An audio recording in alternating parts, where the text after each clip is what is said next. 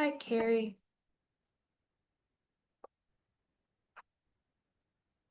Sorry, I lost my Zoom window. Hang on. I understand.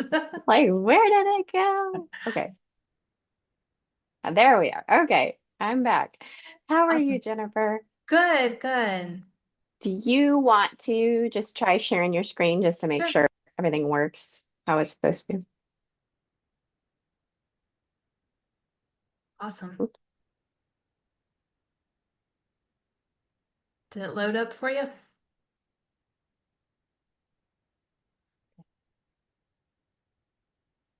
All right, so it looks like you are sharing. Okay, Perfect.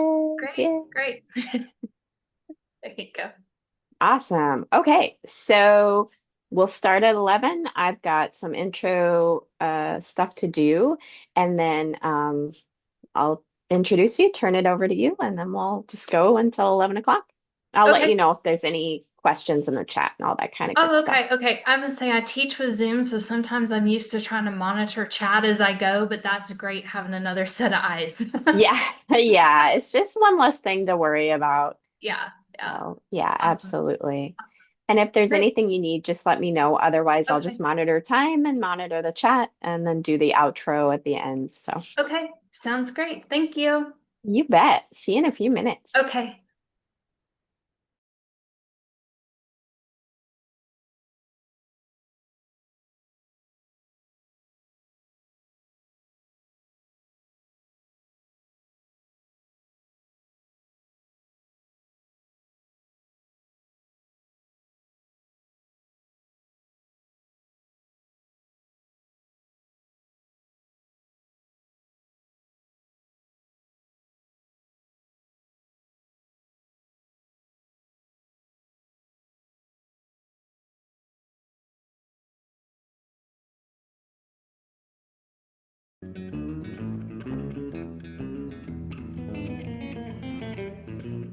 I'm just a poor broke boy down in northern mid. So let's see. I have a resource that I need to add, but I can just add it to the chat. It's a PDF file. Mhm. Okay. And then I think you can go into your um I think you may still be able to upload it or following your presentation, you can upload it as well. Okay, let me see. Do you want to Okay. practice sharing your screen before we get started? Yeah, but I'm trying to see if it'll allow me to do it. Doesn't look like it will allow me to do it. Let me pull this up. Okay, because I have the presentation. Yeah, it won't let me upload the file. So Okay. let's see how my sharing works. Sound. Da, da, da, da.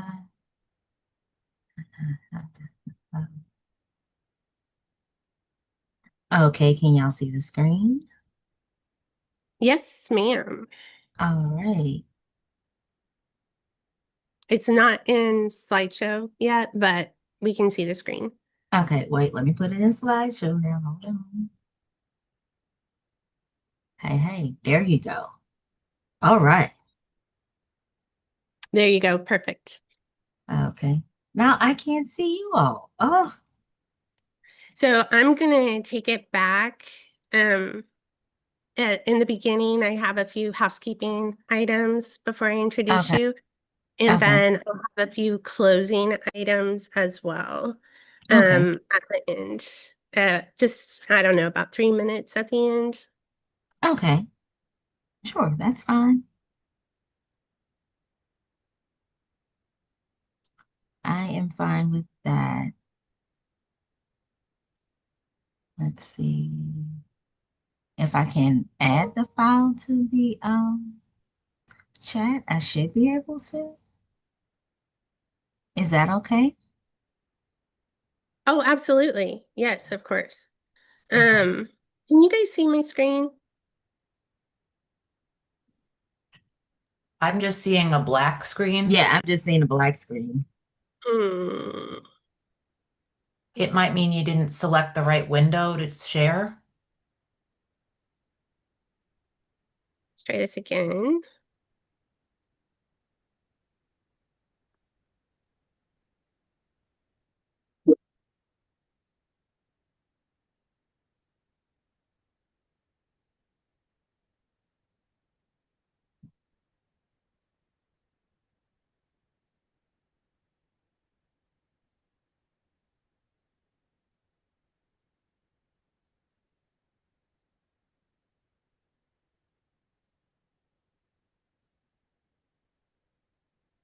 Hmm.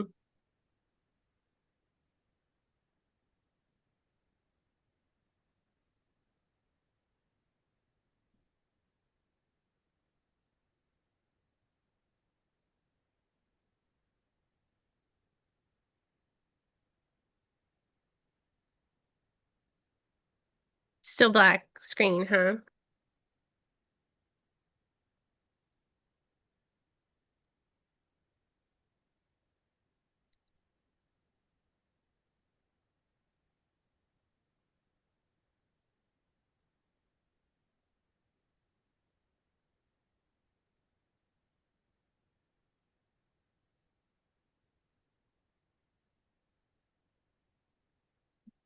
I'm selecting it.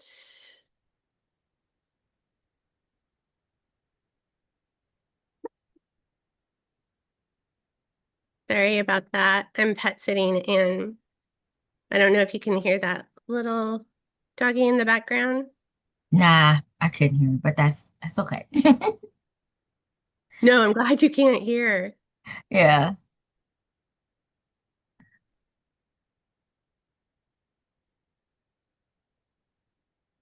Stephanie, maybe you could just tell us what those housekeeping things are rather than try to Yeah, fix your tech problems right now. yeah. I mean, we have a couple more minutes, but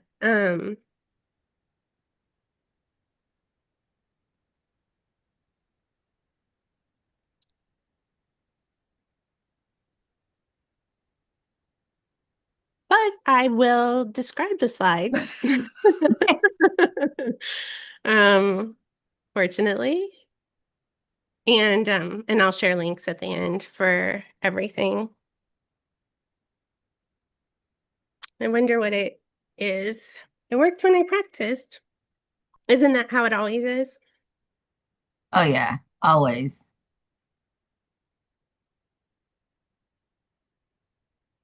That is always the case.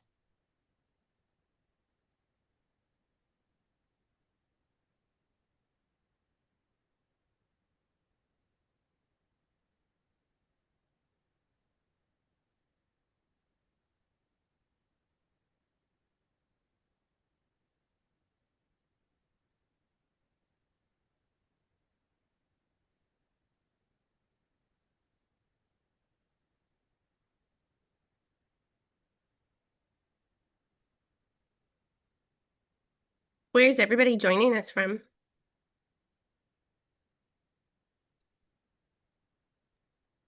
I'm in Wilmington, Delaware, Oh, but I work in New Jersey actually. Are you fully remote or do you have to do hybrid or in person? I'm in person, but I'm only 21 minutes from New Jersey. oh So wow. it's actually pretty great.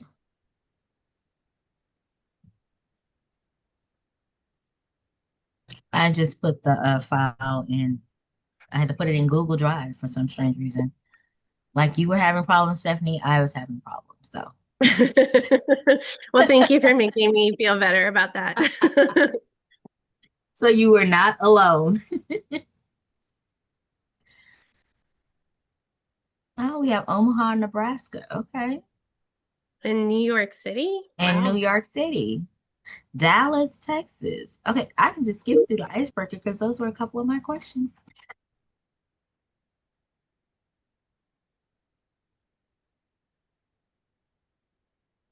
Sebring, Florida, worked for the University of Kentucky remotely. Okay.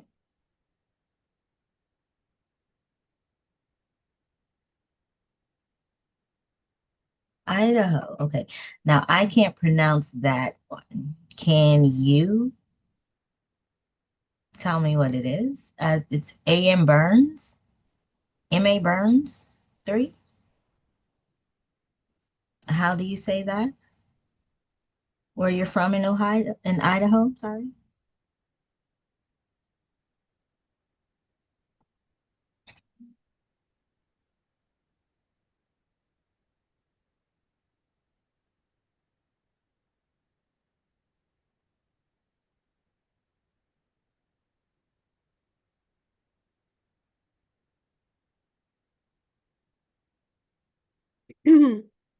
We're going to get started here in a couple of minutes, but in the meantime, if you're just joining us, please feel free to introduce yourselves in chat. Tell us where you're from, your role, anything else you'd like to share.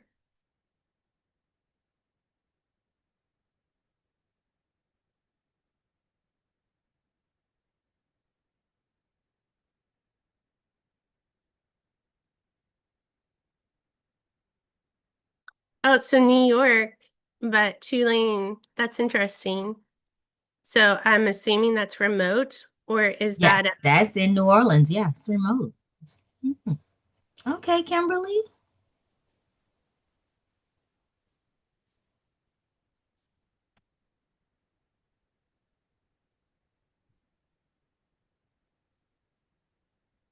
is one of the things I like about the virtual and in-person conferences is getting to see where people are from and Mm-hmm.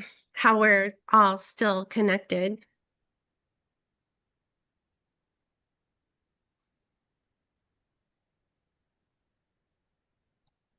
Okay. Mhm.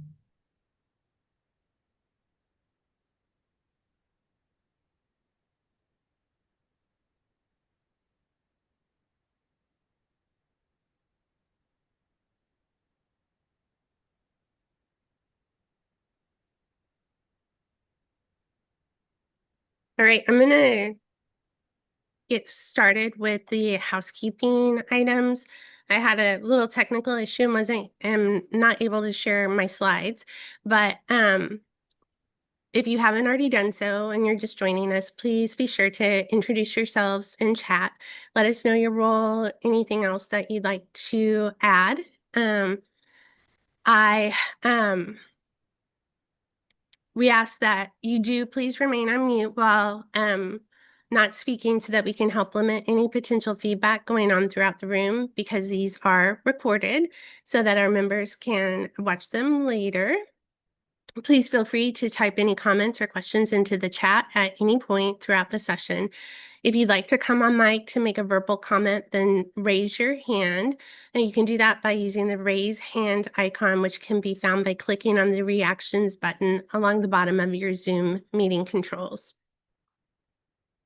Automated captions are available if you'd like to use this feature. You can enable them by clicking on the show captions button with your Zoom controls, which will display the captions along the bottom of your screen, or you can also view the full transcript, which will display the transcribed text in a sidebar along with timestamps and speakers' names.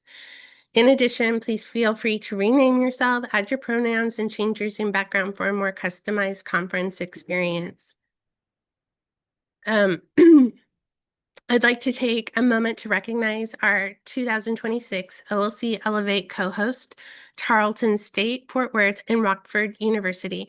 Their support of this conference is dedicated to helping OLC create the space for each of you to engage in critical dialogue around the generative ways that we can create a more equitable and inclusive future of education through the power of online, blended, and digital learning. So, without further ado, I'd like to introduce our presenter for this session, Dr. Trinell E. Barton of Delgado Community College, and their presentation, The Classroom is No Longer the Star of the Show. Good morning, everyone. Good morning. We're going to go ahead and dive into this lovely presentation about the classroom is no longer the star of the show. Hmm. So, how can we say it's no longer the star of the show? Because we're learning just about everywhere and using every device. So, I want to tap into something that I know most of us probably, if we do remember. I did have the icebreaker would drop your city in your chat, so we've already done that. But I'm going to go ahead and do a chat waterfall, is what I call it. So the last time I learned something meaningful, I was not in the classroom. I was. So I want to know your thoughts. And Stephanie, I know I can't see them, but can you just help me out and read them for me? So let's go. Let's see what you're thinking. The last time I learned something meaningful, I was not in a classroom. I was. Where were you when you learned something meaningful? Watching a TV show, listening to an audiobook, listening to a podcast, reading a book or watching a documentary. In my Okay. kitchen, listening to a podcast, in a group chat, walking dogs at the Humane Society. Another Okay. podcast. Another podcast. Surviving motherhood. Okay. All right. Talking to That's my always brilliant son okay. at a That's comedy always show. a comedy show. Now that one's interesting. So you've learned from a comedy show. That's an interesting one. I know that the last time I learned something meaningful, I was not in a classroom. I was actually at a book signing. And watching Ted Lasso, reading a recipe, Google. Okay. Ted Lasso. Okay, it's a good show. You learn a lot from Ted Lasso. Reading a recipe. Okay, well, I want to know what you cooked. If you're reading a recipe, I want to know what that was all about.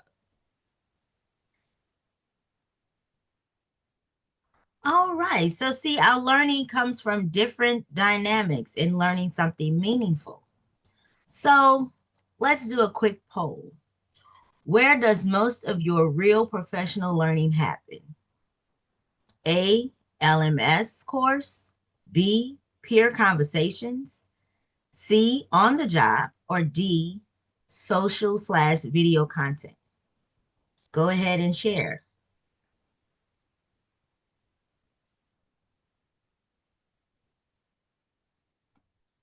Let's see if I can get the chat. Oh, there it is. Okay, I see some people say B and C. Okay. A, B. All right. So we have a pretty much of a diverse group. No one, okay, somebody said B, C, and D. Okay, Bert. Okay, Beth Bailey, I hear you. B, C, and D. That is a good one.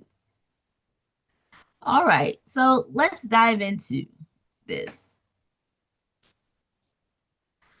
Learning. Fatigue. What else do we see, Gretchen? Several people mentioned lack of follow through, fear, which I think is Mhm. also part of lack of follow through. So fear, if it all kind of comes back to that, I feel like that's probably where that culprit begins, as many people have pointed out. Thank you. That's a good one. Okay, so this is probably a familiar cycle for us. An institution is trying to integrate an innovation. So they identify that need, they create a workshop around it, faculty attend the workshop, they find the initiative useful, they live, energized with the intention to implement the innovation, then they go back to work and reality happens, full teaching loads, competing priorities, various local norms and cultures. Maybe some questions then remain unanswered. The veterans was putting in real world context because the context was a little bit too rigorous for them if they're transitioning from military to civilian life and going into post-secondary. So I had to find a way to make the applications of the context more real world. 42% complete e-learning Only 42 of assigned online courses or ever completed a persistent engagement crisis.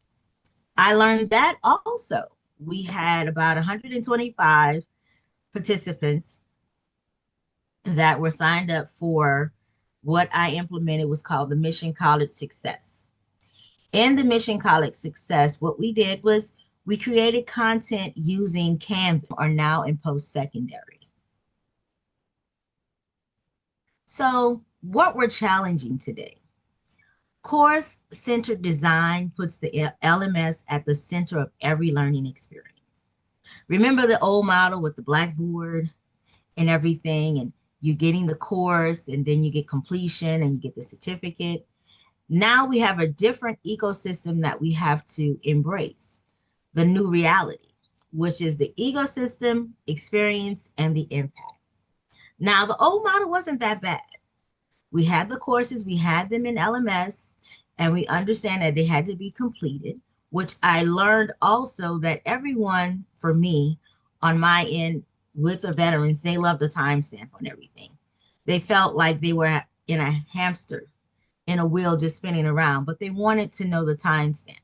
I was like, okay, because you're used to boot camp. Boot camp is what, 6 weeks? Okay, let's make this course a 6-week course so that they can do the coursework in a timely manner, complete it, and get the certificate. So then they can choose from multiple learning pathways, assignment formats, or methods of demonstrating their knowledge. Gen Z learners also value flexibility. They're often having to balance work, family, and other responsibilities. They appreciate self-paced opportunities, mobile accessibility, and learning. Different AIs. I tried ChatGPT. I have mixed feelings on it. I know a lot of people really like it. I'm more of a Claude person. I've gotten better success for what I want to accomplish out of Claude. So I went in and initially set up Canvas module. We use Canvas and did pages and did lock screens like quizzes to set up the similar in-person questions, but for an online format. But this module ended up really long, and students were like, hey, this is just too much. I don't want to click through all of these pages and quizzes. So when I got into Claude, I was like, how can I make this more like a video game? And then I found out Claude can help you code. And some of you may have experience with this and trying out how to do some gamification in Claude design or just regular Claude. Create games like we just experienced, where it's a smooth game and it can be done all in person or in their LMS, and you could do it in person or online. So my 4 games that I ended up doing for my exam review was a ghost controller forensic escape room. And I thought, there's no way that I can just keep doing escape rooms. They're going to get bored with that. But with accounting, usually I bring them in with the idea of fraud, and they always like to try to catch somebody doing something. And then the 4th exam review was a deal or no deal, where I used the online format in person. So we set it up as individual play or team play. And then they had to pick their briefcase. They got to see their dollar amount and see their question. And then before they could figure out if the answer was right or not, they had to identify their confidence level. So 25%, 50%, 75%, or 100%. And depending on their confidence level would indicate how much of that bag of money they would get for that briefcase.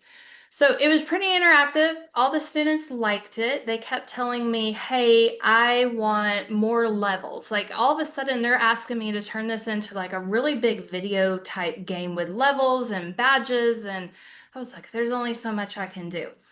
So I'm working on building more of it, but at least it got them started. I saw a slight improvement in grades, probably about 5 points, which I know isn't a huge change, but it is some improvement. So maybe they studied a little bit more. Maybe they felt like they could figure out what areas they needed to work on.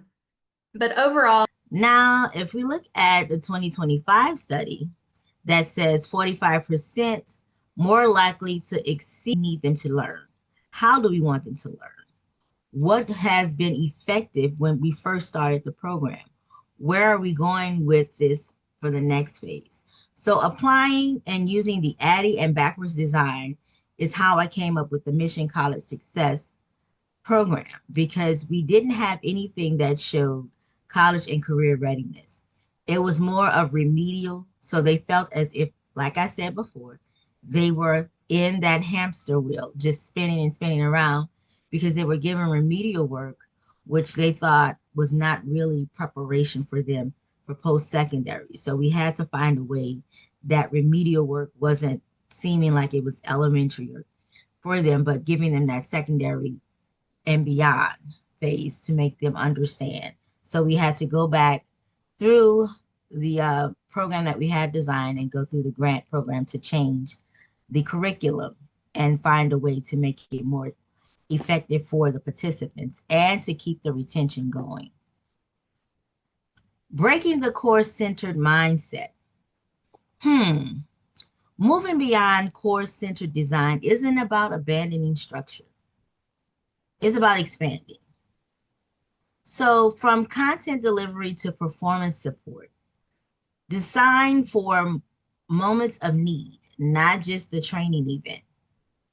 They were sharing experiences about their applications for college, where they wanted to go, what their majors were, how some of them have been in college and they felt like they didn't make it, but they're ready to go back. Some have spent 2 years and just said, hey, I'm quitting. Life happens. Let me go ahead and get myself back on track to get that degree. Some felt like they were too old to obtain a degree. So having that connection and that cohort, where I had a couple of them that are working on their GED, and they created a peer group that was centered on the GED. It's called the 80s Club, because these are gentlemen who are in their 80s working on their diplomas. So it's the 80s Club. They come, they meet. I think they think they're at McDonald's with their coffee. They want to have that conversation. But having that community for them and having them practice on the high set is what helps them. And I found that that was the one thing, because they were doing it individually. So having that cohort and that group helped out that 80s Club. And now they're excited, and I'm excited for them, because 3 of them already have gotten their GED, and now they're that mainly repeats an inquiry cycle. So we're observing our learner experience, we're collecting evidence using specific tools shared with this cohort, and giving them an opportunity to see how that pans out in, say, their STEM class versus their English or something else that they teach. They identified patterns together, they reflected collaboratively, and then what they get to do would be to develop informed next steps based around these particular lenses. That next steps meaning course design, as well as actual course learning outcomes, as well as professional development sessions, so that this can be a sustained model and framework going forward. So the cycle really itself unfolds through a series of semester-long, carefully planned work group sessions. That's how we got everybody interested. And a lot of the gathering occurs between the sessions, using the tools so that faculty can now capture the broader picture as consistently as possible and do that comparison. And then finally, kind of going through this very rapidly, I want to respect everybody's time. Go to the next slide, please. So this is kind of where we were putting the starting point, and it's going to get kind of accounting tech info here, but I like Claude because I can talk to it like it's do reflective practice journals. I love those as well. I have a 14-year-old niece who is learning how to journal everything that she goes through. And I'm always getting a call like, Auntie, I need some more books. I'm like, books for what? Oh, I ran out of space. I need some more journal materials.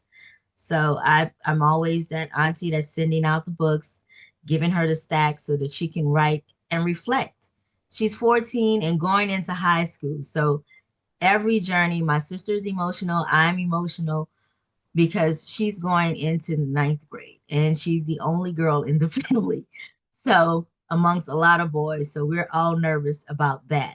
But having that reflective practice for her helps her with applying things that she's going through in high school. I want to know her journey. I want to know what is her mindset? What is she thinking? This is her freshman year. Community platforms, Slack channels, LinkedIn groups, ongoing peer dialogue. I love the LinkedIn groups. I love the Slack channels. We don't use Slack channels as much at Delgado, but I know we're getting back into using that because we are more, it's more, the dialogue is what we need. We use Microsoft Teams, and I think Microsoft Teams is good, but I think that Slack channel, everybody wants to do something different and try different technologies. But I think Teams has been something that's been going on. Mike succeed. And go ahead and type any suggestions into the chat. Feel free to look at some of his motivations and frustrations as well that I have up there on this slide. But yeah, what do y'all think could help Mike?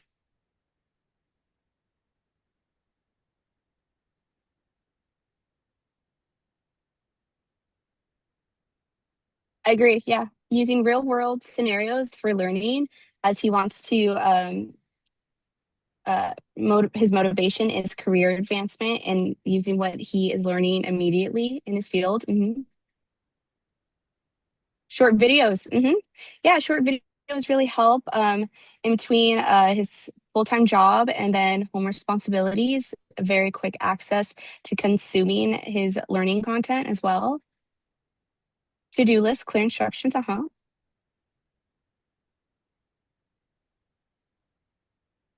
let's see. Chunking content, yeah. It makes it accessible for him to just quickly look at it and just move through his work as well. File. And that's what I tell it and when I'm ready for it to send me something I can put into Canvas. So it will go through and do a check and it will package Clear checklists and weekly expectations, flexible deadlines when appropriate, and that real world application to the workplace. Awesome. So now I'm gonna stop sharing and share my other screen in this world of many windows open. Excuse me.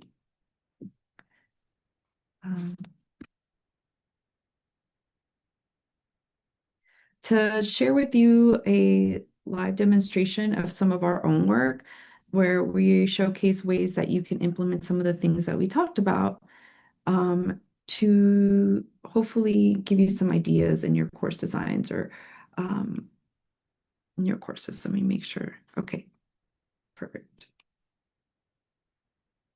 All right, so here, this is in my sandbox course, so we just pulled in some examples. But here is an example of a homepage that we often use for some of our course designs, where immediately the student is greeted by peers. In Flip or Teen channels. Keep cohorts connected. I think a lot of people are using the TikTok. They love keeping people connected, and that's one of the tools that's very successful. To quickly start building that instructor presence, and as well as some more frequently asked questions resources here. So this format, the color scheme and everything will follow the course throughout so that the student has that ease of navigation and as well as the familiarity of the course. So quickly going to go over to move into this.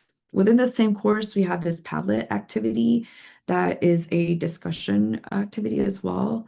We're provided with an introduction and purpose here up the top with some detailed instructions. So no, we do not have City Labs. This is all HTML course design. So we coded a lot of this ourselves and borrowed some images and things like that from other areas. But so in this, they're allowed to use GIFs, emojis, memes, different kinds of that's something that they love. And that's more for a younger generation to get that education and gamification, build that credentials from courses. In there again, just, I don't know why it says sorry to interrupt, but okay. Okay. And I just have a few closing pieces. I want to thank you both, though, so much for sharing the work that you've done. And I love the interaction and the chat and everyone's participation in this. Looks like, Gio, you put a resource hub in there, so y'all can click on that and check out some of those great resources. I'm going to share my screen then real quick and just talk about some of the housekeeping items by slide showing it here. So again, in the chat, we have the evaluation, and I really encourage you for all of the sessions to provide a little bit of feedback so that not only can Gretchen and Geo learn how it went, positive or things that for further consideration, but it also helps us determine the best in track and or I guess the most effective sessions here and evaluate in these sessions when there's a gift card.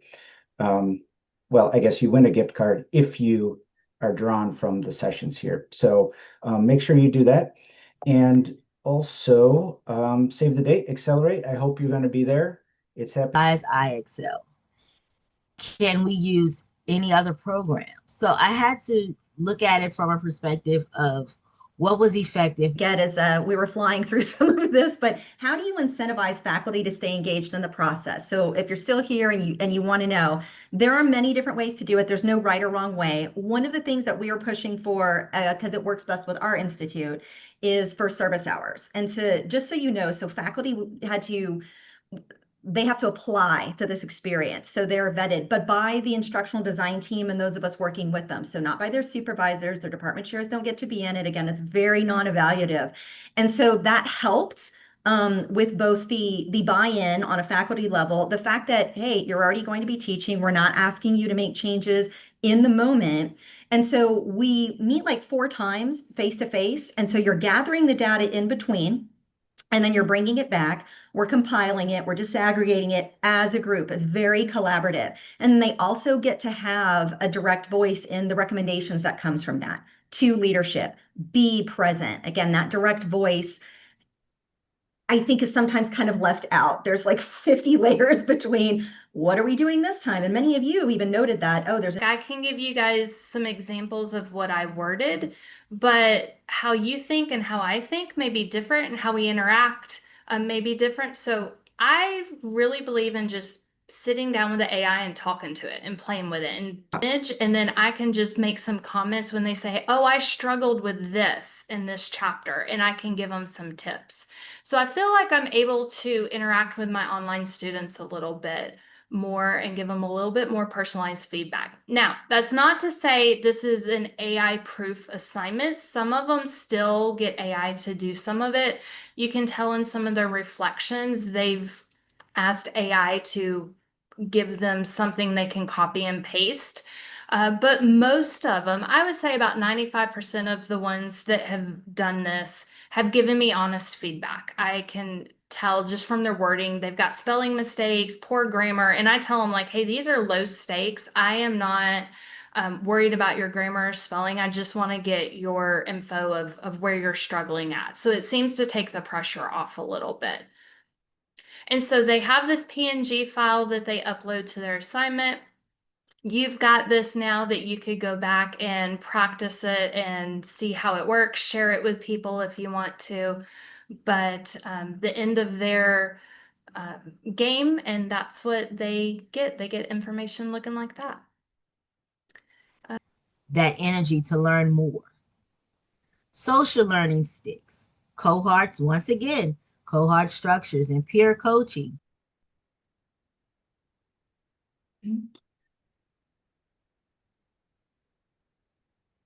There's so much more we could say about that, Gio, but yeah, trying to be cognizant of time.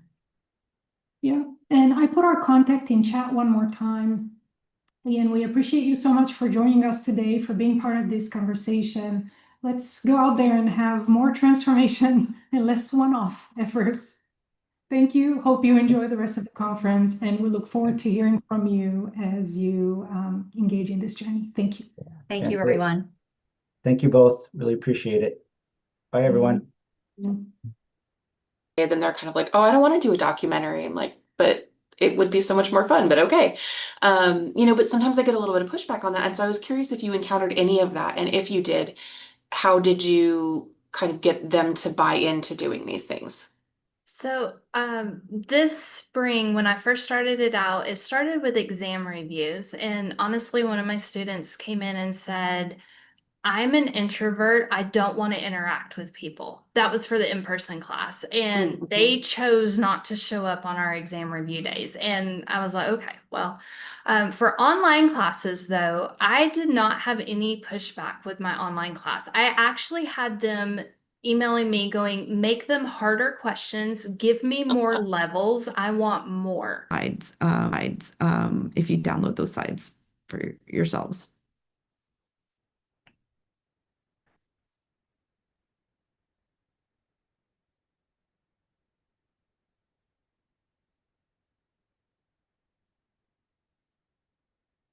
Thank you for your feedback. The content is beautiful, engaging, and polished. How do instructors keep the content responsive, fresh, relevant, incorporate questions, responses, and interest from class discussions? We work with them, right, to help them with the design aspect. I feel like a lot of times the big lift of creating some of these things is the actual lift of creating the designs. This is why we work very closely with our faculty to creating these and designing these courses at the way that they are. And we act as just we help with suggestions here and there, but ultimately instructors are the subject matter experts. So how we help them with content responsiveness, keeping things relevant, is offering them suggestions if they're using course content that's like from 10 years ago, maybe finding things that are newer within the last 5 years, maybe thinking in addition to their reading material, including articles or podcasts or some kind of other ways to community college itself. So we were using Canvas for free teachers.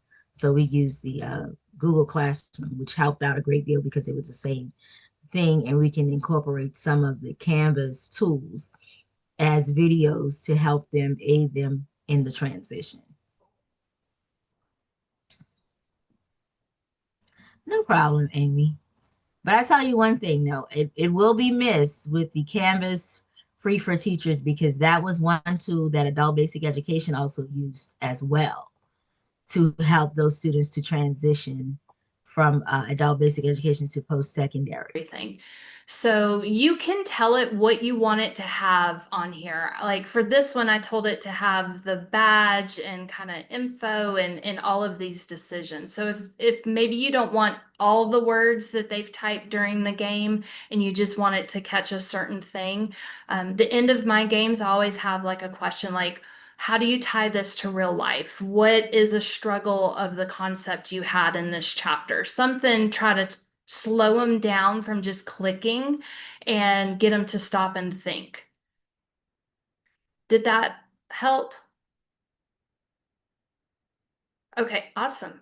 Oh, we're at 11 o'clock. Yeah, If I you was gonna have more questions, feel free to, I'm on LinkedIn, or if you want to email me, I will be happy to help. And then my web pages, I have a lot of tips and tricks on my website too. Those were in the handout. Perfect. Thank Thank you you. so much, Jennifer, for such a great session. I was so involved, I lost track of the last few minutes because I'm very excited about this. But please evaluate this session. Your voice matters. You can also enter to win a $25 gift card. And of course, these sessions help us improve, evaluations help us improve the conference and your experience. So thank you to Jennifer for sharing her expertise. I'm super excited. I hope you all are pumped to go try all this and keep learning. This was a great first session. So thanks so much, Jennifer. And audience, have a great rest of your conference, and we'll see you back at the next one. Thank you.